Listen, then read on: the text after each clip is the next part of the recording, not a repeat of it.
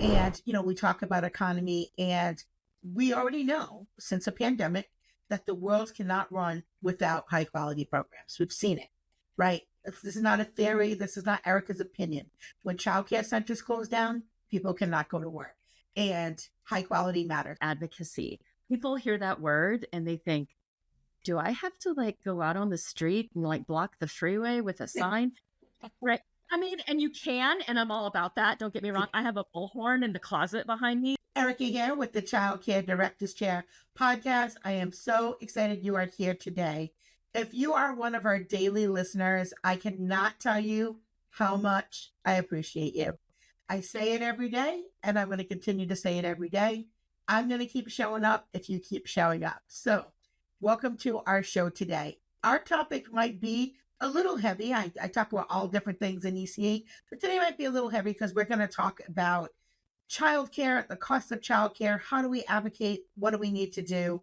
And I know I talk a lot about advocacy on the show. For my friends that are out there, you new directors and new childcare owners, you cannot just sit in your four walls and think that everything that happens outside those four walls are not going to impact you. It definitely is. So advocacy has to be as part of your to-do list as a professional. And, I wanted to really figure out how big is this problem, and it really is. And do you know that 70% of families struggle to find affordable childcare options? If you turn on the news, you open a newspaper, you really can't miss the headlines at this point. It's been a long, deep-rooted issue. We're going to unpack it today. And what does affordable even mean in today's economy? With the average cost of childcare for both families and providers exceeding costs of $10,000 annually.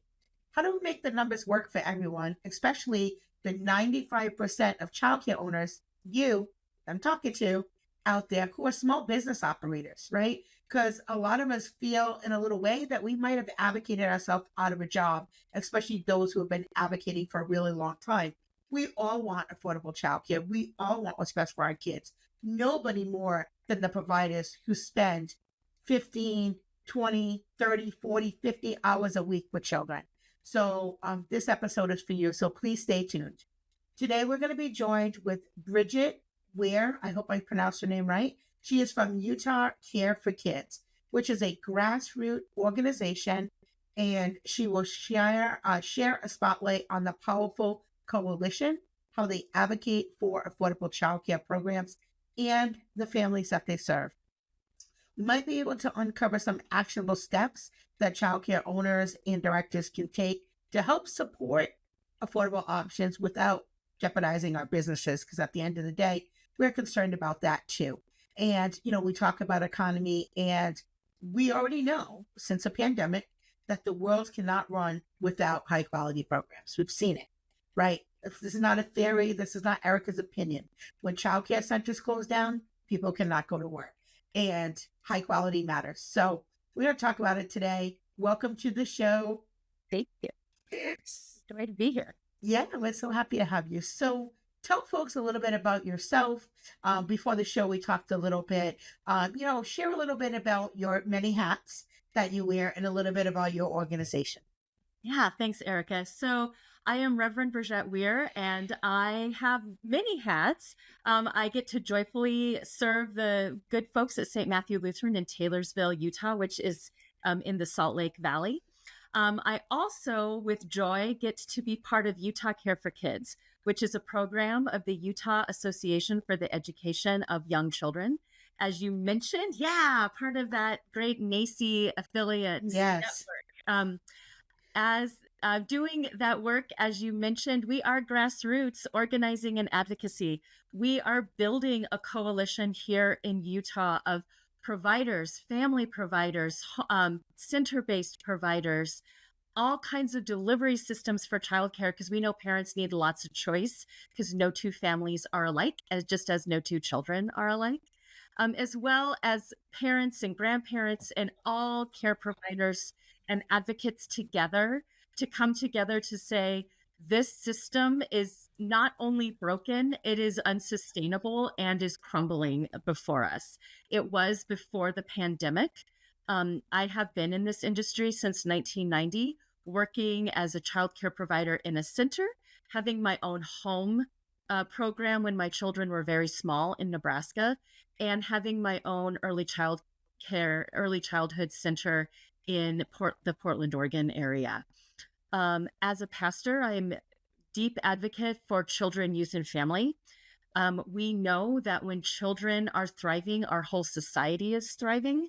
And a little bit about my lens to this work is about 25 years ago, I heard this great story about the Maasai in Eastern Africa, the Maasai people. When they greet one another, they ask each other, "How are the children?" Because when the children are well, that means the entire village is well. And so I go around Utah and I ask, "How are your children?" Mm. Our children are stressed because our parents are stressed. Mhm. Our children, there are counties in Utah that have some very high poverty rates. Our children are not well overall. And so that is one of the things that we hope with Utah Care for Kids, that we can start to advocate for our children to be well. So when we ask each other, "How are our children?" we can say our children are flourishing. I love So that. that's a little bit about what we're doing in Utah, and I know we'll unpack that some more as we continue the Yeah. conversation. But I want to tell your directors of home centers and your and other programs who listen to this program, I have been you. The complexity of making the math is not because of you and Mhm. what you can or cannot do or figure out. You are a good business lady, right? You're a great Mhm. businesswoman. Own that and know that you are in a system that is not set up for you to thrive. Yeah. So I want you to hear that loud and clear. I am not here to offer pie in the sky kind of conversation, but we've got to get into the nitty gritty of what it's actually going to take to make real change. And that might mean, I love how you said we have to remember we're impacted by what happens outside our four walls of our Mhm. program. And we also have to remember we can impact as well what happens outside our four walls. That is a two-way street. So you Mhm. are impacted, but you also impact what happens outside of your Yes. program, and Yes. you have power. And that's what hopefully we're going to uncover here today. Kind Yeah. of. So what first sparked your passion to even become an advocate? Like what tell us like a little personal story or highlight. Like what really made you say, this is gonna change and I'm gonna be the one to spearhead this. I have so many stories I could point to, but probably the origin story, if Hmm. you will, right? Every superhero and villain has an origin story. And my origin story is quite simple, really. When I was 18, I started at the University of Nebraska to get my teaching degree at Teachers College there. And I got a job working at a childcare center with their after school. And after about 2 weeks, I started to see, I mean, I was 18 and I was like, wait, I'm getting paid minimum wage to work with these children, and it's hard and it's tiring. And parents are grumbling about the pay, about, the tuition. And the director is stressed about staffing. If one of us calls out, the whole thing falls like dominoes, right? Um, can she afford to hire another staff person to help supplement? Within 2 weeks, I saw how this was a flawed system at 18. Yeah. And then when I had my first child in 1996, I had her on the wait list for a high quality child care center in Lincoln, Nebraska for over a year in 1996. So we somehow think these long wait lists are new. They are not. I put her on the list when I was 8 weeks pregnant, which is pretty presumptuous. And they couldn't get her in till she was 10 weeks old. So that is what we're talking about. Um, and and then when my second came along, I couldn't afford to work in childcare and pay for two children in childcare, which is when I chose to open my home business. And Yeah. working out of my home, I could be a little more choosy about the children and the families I worked with. And I mostly had families I knew personally. and that, kind of helped that situation. But it's from personal experience, at a really young age of knowing for the past 30 plus years, this math doesn't math from the staff side and as a parent. Yeah. My third child was born with a congenital heart defect, and the complication of childcare for basically a terminally ill child is another wrinkle that we don't even talk about in Yeah. the grand narrative of childcare, Wow. where I Yeah. discovered I had to have one-on-one care for him, for me to even, and this is when I was the director of my school in Portland.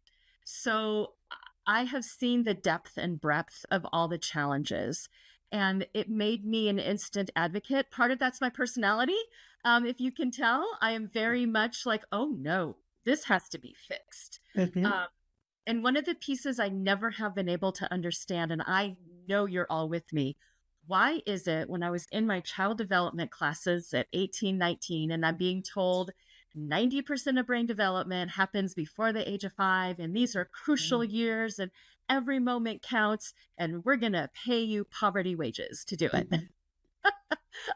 And that, like, I mean, I consider myself a pretty intelligent person, and I couldn't figure that out. Like, Yeah. see the logic in that. And so, and there is none, right? That's Mhm. and the root of this too, and this is also my bent, is this is a justice issue, right? This is an Yeah. issue that is deeply rooted in gender bias and in Mhm. racism.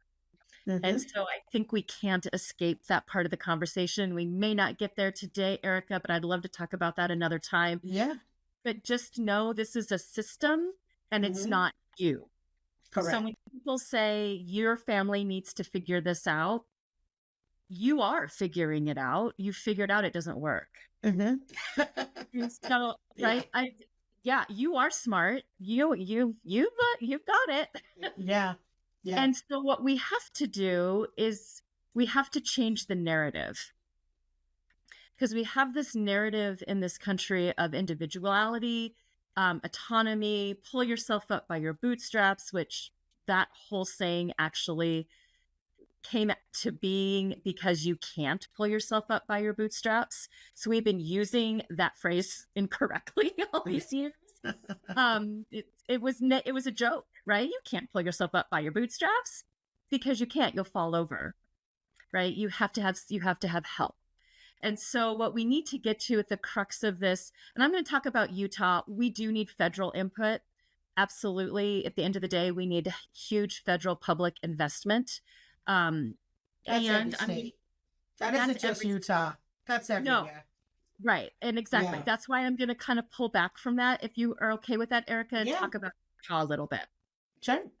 So Utah is the youngest state in the nation. Our average age is 30 because we have more children per capita than many other states, because we have a dominant religion that really values children and large families, which is lovely and a joy. And at the same time, we have no county in Utah that has adequate childcare slots for the number of potential children. 60% of our moms with a child 0 to 5 are in the workforce. And yet 2 out of 3 families cannot even find there's not even childcare slot for them Yeah. in their county or city or state. And so one of the pieces that we just have to do is education, and using our voices together to get the word out that this is what needs to be talked about. That if you want a strong economy, which our leaders in Utah are very proud of our strong economy post pandemic, but what they fail to understand is that strong economy post pandemic had to do with the childcare workforce, that is the workforce behind the workforce. And that workforce was bolstered by 600 million of American Rescue Plan Act dollars coming in from the federal government that our state chose to use for what we called stabilization grants. I think many states Mhm. used that language, where providers could, fill out the grant application, and according to their size, the number of children they Mhm. enrolled, those pieces, could receive some stabilization. Well, that money is now gone. Mhm. And during the ARPA money, we saw our childcare supply increase by 30%. I bet. Hmm. And now we are seeing it start to decrease. We don't have enough data for trending yet, Hmm. but we just anecdotally, because I do travel the state, I'm seeing providers, particularly our family providers, close at pretty alarming rates. The other piece that our state has done in an attempt to bolster some supply is we have been in a slide, what I call a slide to the bottom, where they are raising the number of children allowed in unlicensed care. Just in 2022, it was 4. You were allowed to have 4 children, non-familial children. Yep. In 2023, they raised it to 6. And in 2024, they raised it to 8. So what we're seeing is home providers in particular saying, well, I don't need to be licensed. Hmm. I can have 8 kids without licensing. Yes. So the challenge with that, right, is now we have fewer licensed spots and we have more children that are in care with no oversight, no health and safety, no nutrition oversight. All of those pieces are crumbling away. Yeah. So You, this, you, yeah, you've said a lot of things here. So the first thing yeah, I want to say is I'm looking, no, and I don't want to think I'm not, I'm looking down because I'm writing notes because you said so yeah, many things that I want to circle back on. But yeah. go ahead and finish your statement. I didn't mean to interrupt you. Go No, ahead. let's start to unpack it because I think that that's the bottom line. That's the little bit of the landscape we're in. Yeah. Is they want to do whatever they can for free, and unfortunately, we know you get what you invest. You Yeah. get what you pay for. And so that's sort of where we're at in Utah. So let's Yeah. unpack that. Yeah. Let's unpack all of that. So, all right. So I think we're all pretty aware of the problem. Yeah. So some solutions I think Yeah. might be interesting is for those of you who are listening who are thinking about expanding, right? Because there are some folks looking to expand, right? If that's somewhere in your trajectory of a space you can move into. You said there's lots of growth and lots of opportunity. That might be a great place for those of you, especially your franchises, right? To open up some centers there. Also, if you have such a plethora, and you're very lucky to have so many families that are on the younger side, maybe some parent co-ops, and I'm sure you probably already have some, but maybe there's some type of parent co-ops that could be high quality that are licensed in some way. And maybe even some of the local businesses that maybe have space, maybe it makes sense to license space and have maybe these family childcare providers could go into a business space and run their centers there and be able, because again, I think that people who are trained to work with children, have experience with children, all, can kind of come together and help solve some, not just in Utah, but across the country, across the country. And I do see the same thing happening in Rhode Island with the family childcare providers closing. Here, I don't know how this has impacted where you are, but here a lot of it has to do with the universal pre-K, taking a lot of the 3 and 4-year-olds, even some states 2.5-year-olds into public schools. Yeah, we don't have universal pre-K. We just this year started full day kindergarten. We just got funding for that. And that has been a tension with some of the providers where they lost their half day kindergartners to full day. Before and after school care is also an important topic. In Utah, we don't want children left unattended. And it is hard to come by as well. And so a couple of the pieces of solution that you touched on, I do want to address because those are things we're looking at. Yeah.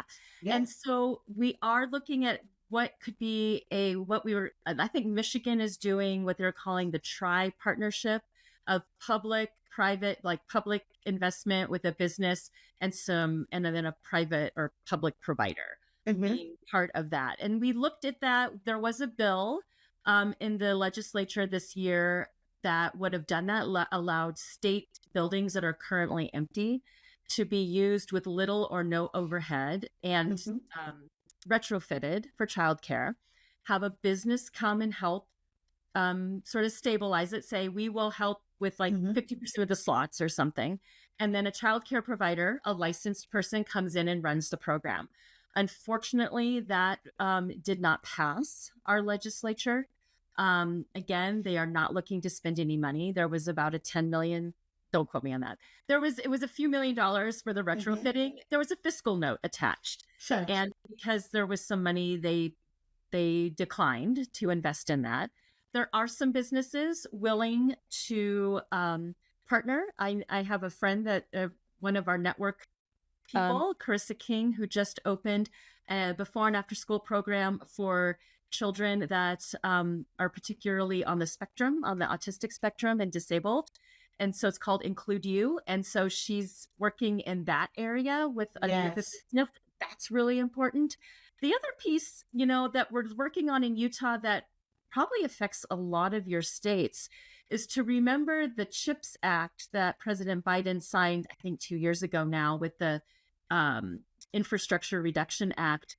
When a tech business leverages any of that CHIPS money, which is a grant basically from the federal Mhm. government, they are required to supply some kind of childcare, whether that's a partnership with a childcare business already existing, Mhm. whether that is starting something on site for employees, whether that is, the partnership, like we just talked about, a co-op, they are required to have a childcare plan.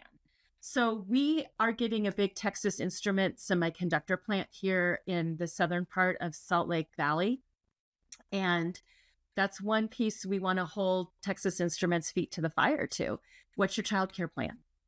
You Yeah. can't bring in all these employees And and I have expect a them yeah. to not have a childcare plan, because in the tech industry in particular, they tend to be younger workers. They Yeah. tend to have families. So how we work with businesses, we're working with a couple of chambers of commerce around this issue. Mhm. And I think that's an important, because you are a small business. Yeah. Think we forget that you are a small business and you are an economic driver. Mhm. Connect with your chamber and say, what are you doing for small childcare businesses? You're a different kind of business and you need a different kind of support. Yeah. Um, you know, we are also working on how we can help childcare providers, staff receive Mhm. subsidy regardless of income. We've seen that in a few states. Yep. Because we know as small business owners, we have to support our staff.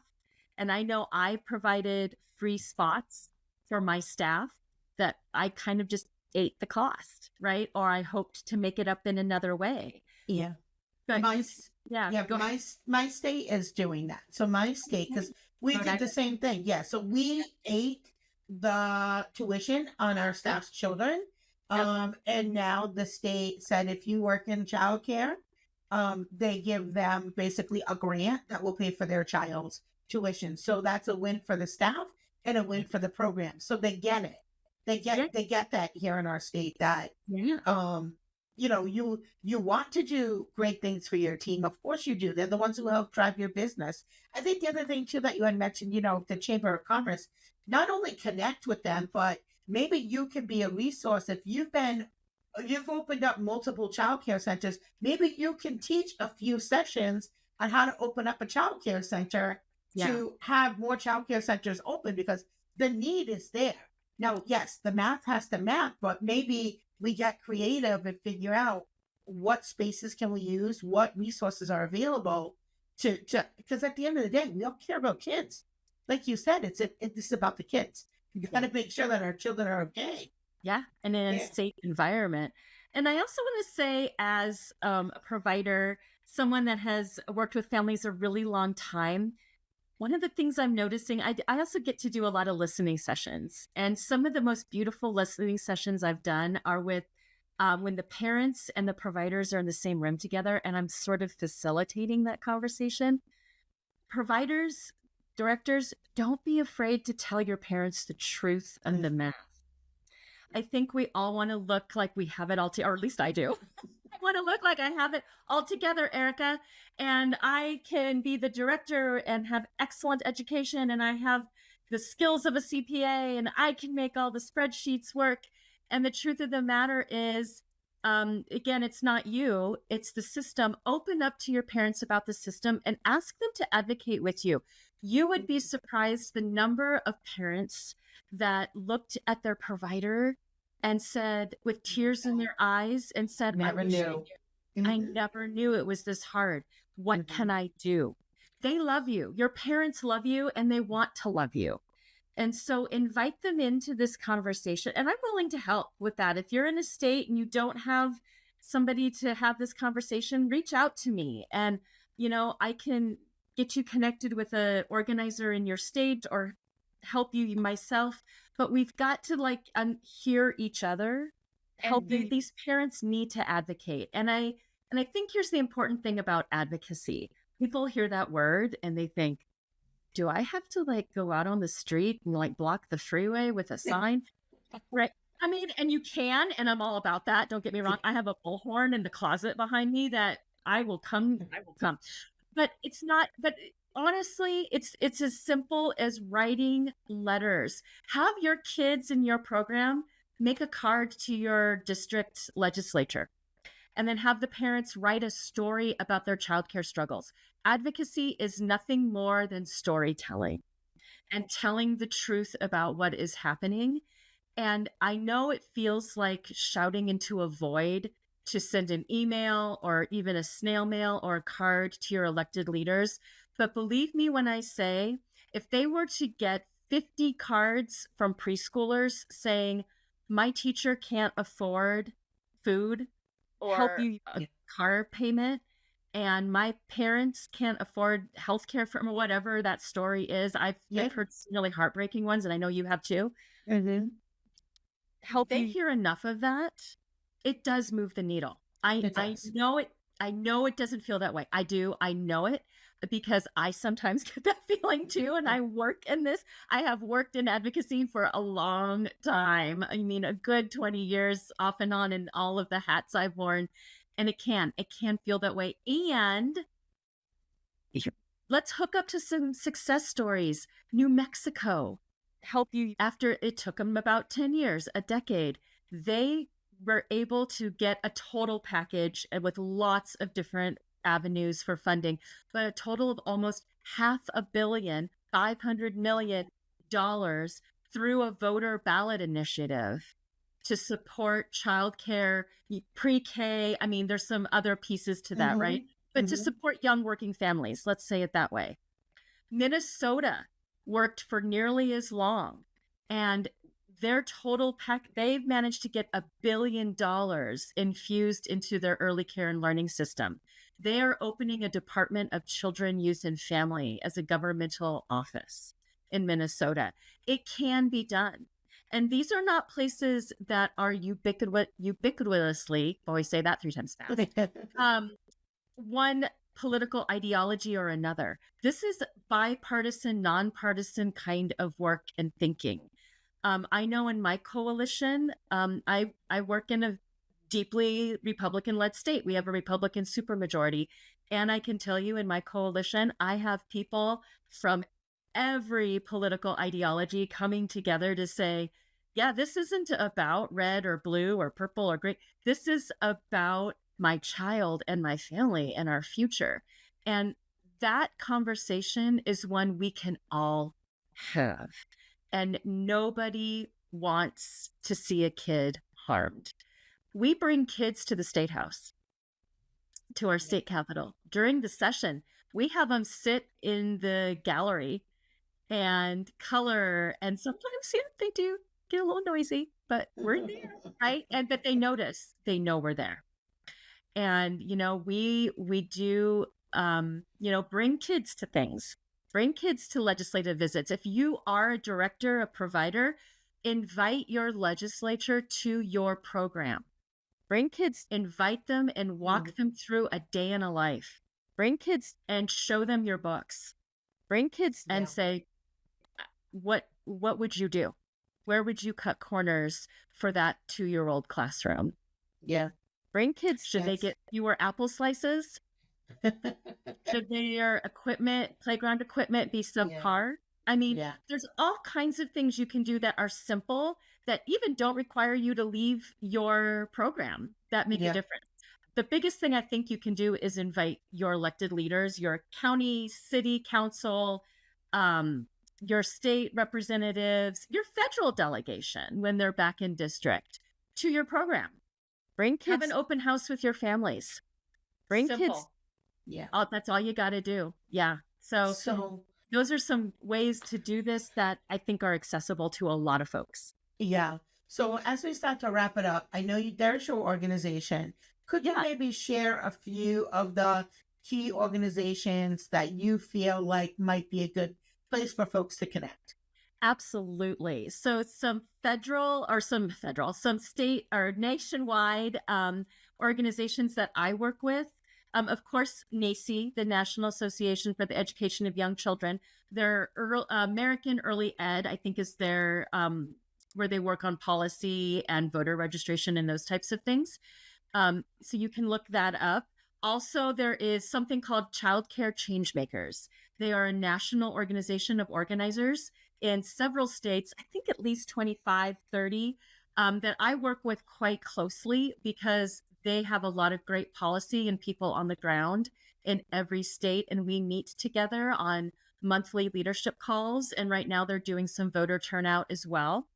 I also highly recommend 0 to 3. Their Think Baby they also do Strolling Thunder, I believe. Yes. Capital. I've done it. I've done it. Yes, Yeah, I've done it. Yeah. people from Utah to do that. So that's a good one. I know I'm going to forget a few. National Parent Union. Even if you're a provider or director, reach out to them. I've done some work with them and they want to support families. So therefore, they want to support you. Let's see, it's the Child Care for Every Family. I might get that title wrong, but I think it's Child Care for Every Family. And they also are doing great work at the federal level. And one way to think of it is I don't focus on a ton of federal work because I'm one person. I'm the only childcare organizer in the state of Utah. Right. So I really focus on Utah, but we do have to pay attention to the federal. So I use those organizations to just keep me in the loop and as a way to funnel people that want to do all the more cute little kiddos have been picked up and it's time to go home. I have some folks And that are that'll do interested it at for the state, another and they're also episode interested at the of the federal. Child Care I Director's am Chair. happy to pass Please those leave a people review so along, Erica knows the so that I information don't is have to helping do you to everything. manage and improve your So childcare that centers. is, one Remember way to look at subscribe it to is get the latest partner with episode groups. from Erica's Child Isaiah Care is Director's in Chair. Minnesota. Olay is in New Mexico. And if you're in California, Childcare Changemakers is quite popular there. Family Forward is in Oregon, if you are interested in Oregon. So yeah, you look it up or contact me and I can help you find other folks. But those are a few that come to the top of my brain that I've worked with that I have found really helpful. We're all in this together. I think the big piece that the pandemic revealed, we can no longer be in our silos as nonprofits and as organizers and childcare providers and families. Yeah. We have to bridge whatever divide. We're not going to agree on everything. Yeah. Providers, your families are never going to see it completely from your angle because they're not a provider. And providers, you may never completely see things from your family's angle because of their context. However, what can you come together on? Find those common core values so that you can push forward based on those core values in high quality childcare that is accessible, affordable, equitable, racially and gender equitable, and thriving wages and benefits for providers. It can be all those things. And those are some pretty good core values that it's going to be tough for a parent to look at you and say, it's done. So, yeah. Yeah. So thank you so much for your insights. it was definitely wonderful to get to know about what you're doing there. I also would like to be the first to say thank you for what you're doing in your state. It's yes, absolutely. And I love how you started the show with how are the children? So we'll end the show the same way. How are your children? And are they flourishing? And if the answer is no, what are you going to do about it? So that's it for today's episode on the Childcare Directors Chair podcast. I'm your host, Erica Scosio. Don't forget to hit that subscribe button, like, follow, all the things, and we will put Bridget's link down below, and you can contact her as well. And as always, have a great day.